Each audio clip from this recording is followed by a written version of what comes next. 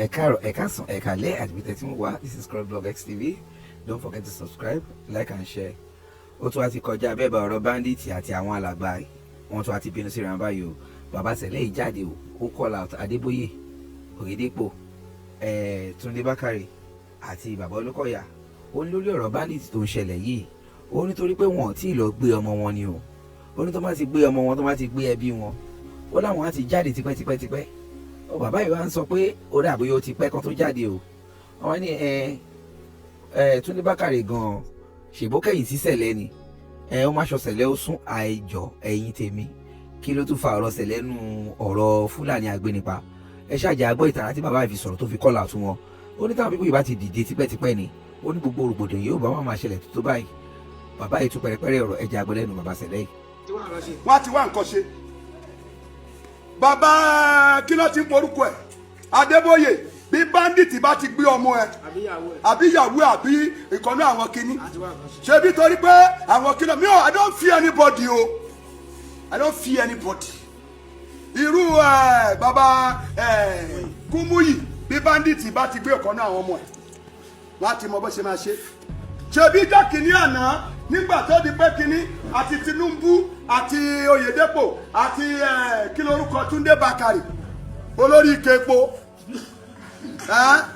olórí ikepo tó lóun du president iṣẹ́ ọ̀run máa bí léèrè nígbà tó ń gba stana Sẹ̀lẹ̀ tó ń dáná sun tó bá jẹ́ ọmọ Sẹ̀lẹ̀ àbí kérúbù tó bá dé church ẹ̀ á ní us celestia òun dà lẹ́nìí ta ló gbó kíwèrè mọ́ àwa mọ̀ ṣé bí ọba akra ní kíní ẹ̀ wà abẹ ẹni akilọ road ní church ẹ̀ wà gbogbo wa tó ń pitú tó ń gba stana àwọn Sẹ̀lẹ̀ á ní kọ́ dáná sun di àdẹ́fù bàbá ńlá ẹ̀ ní dẹ́fù lórí ibú ó bá sórí omi ó ń polongo Jonathan gbogbo ẹ̀yin tẹ́ bá ti tàpá sí òfin Ọlọ́run nígbà t'Adébóyè máa wí ó ní there is a church once upon a time there is a church and before they say na Sẹ̀lẹ̀ say that church where them today mo dúpẹ́ pa àwọn Sẹ̀lẹ̀ náà ṣe kí ni ṣùgbọ́n ẹ̀yin àgbà Sẹ̀lẹ̀ sórí yín pé ẹ̀yin olùṣọ́ àgùntàn Sẹ̀lẹ̀ sórí yín pé ẹ̀yin babaláwo increment.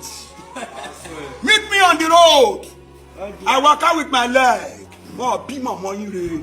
I swear. Bande ni owó ìdè wá. Hallelujah. Ṣé rí gbogbo ẹ̀yin tẹ́ ẹ̀ sọ̀rọ̀ tẹ́ ẹ̀ jẹ́ ìránṣẹ́ Ọlọ́run tẹ́ ẹ̀ sọ̀rọ̀ tẹ́ ẹ̀ sọ nǹkan kan nípa tó ṣẹlẹ̀ ní Nàìjíríà tẹ́ ẹ̀ lè pe ìpàdé ẹ̀yin káàní olórí ibú ẹ̀yin káàní wèrè ìjókòó tí wọ́n ń jókòó ni pé chairman òfò tẹ́ ń fi ṣiṣẹ́ tẹ́ ń fi ìkan sórí àga fúnra yín. I don't fear anybody ẹ̀rọ wọn ẹ̀yà kìlà lọ́pọ̀lọpọ̀ wọn. Meet me on the road mi ò bẹ̀rù kú tọ́lọ́ ń bá jẹ́ kí kóòyìn kó dún ṣùgbọ́n tó bá yìí tó bá ti dún máa lù ẹ́ I swear. Tẹ́ ẹ bá lè rí àmì ṣe gbogbo ogun tó lóhùn ní gbọ́ tó lóhùn ní gbà lórí ayé yín iná agbára Ọlọ́run máa jó dànù. Kí lè nǹkan tẹ̀ ń là kọjá tó dàbí pé ẹ ti wá ọ̀nà àbáyọ ṣùgbọ́n tí ẹ ti rí ọ̀nà àbáyọ ẹ ti pàdé wòlíì yín ló fà ṣùgbọ́n arán mi sí ọ lónìí dádì arán mi sí ọ lónìí mọ́mì Olúwa lòun fẹ́ ṣe nǹkan ńlá nínú ayé yín. Olúwa sọ wípé gbogbo tẹ̀ ń là kọjá yín òun fẹ́ fi òpin sí. Kí nìkan tẹ̀ ń là kọjá lórí ìgbéyàwó ni lórí ọmọ ni lórí iṣẹ́ ni níbi gbogbo ni bóyá ogun kan ló dàbí pé ogun yẹn le ẹ ti gbìyànjú kò tí ì sí ọ̀nà àbáyọ ẹ jẹ́ àjọ gbàdúrà ẹ jẹ́ àjọ wá ojú Olúwa kí làṣírí ogun yẹn gangan ẹ jẹ́ àjọ wádìí lọ́wọ́ Ọlọ́run ká dẹ̀ mọ ọ̀nà àbáyọ. Ẹ̀rọ ìbánisọ̀rọ̀ tẹ́ fi pè mí fún àdúrà àti ọ̀nà àbáyọ òun náà ni +234 70 25 47 5427 +234 70 25 47 5427. Bẹ́ẹ̀ ṣe ń pè mí fún àdúrà lórúkọ Jésù ẹ máa rí ìyanu.